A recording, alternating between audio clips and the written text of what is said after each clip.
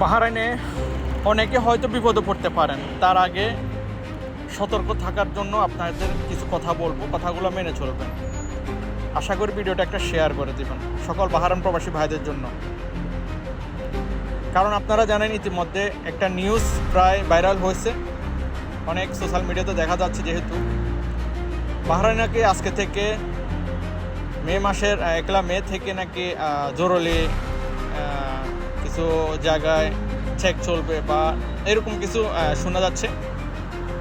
তার মধ্যে কি যারা বাহিরে কাজ করতেছেন, যেমন গাড়ি সাফাই করতেছেন, গাড়ি ক্লিন যেটা বলা হয়, তো বাহিরে বিভিন্ন জায়গায় ডাব্বা উঠানো বা বিভিন্ন বল দিয়ে কাছের ডাব্বা থেকে বিভিন্ন জিনিস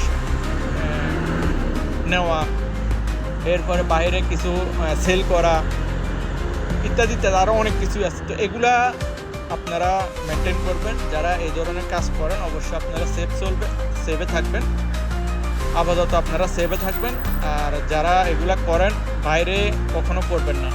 আমরা দেখি অনেকে অনেক জায়গায় গাড়ি সাফাই করেন, নিজস্ব গাড়ি হলো সাফাই করার অ্যালাউ নেই, মানে সতর্ক থাকবেন। তো সবাই ভিডিওটা একটা শেয়ার করে দেবেন, বেশি কথা বলে লাভ নাই, প্রয়োজনীয় কথা একটু বললে ভালো।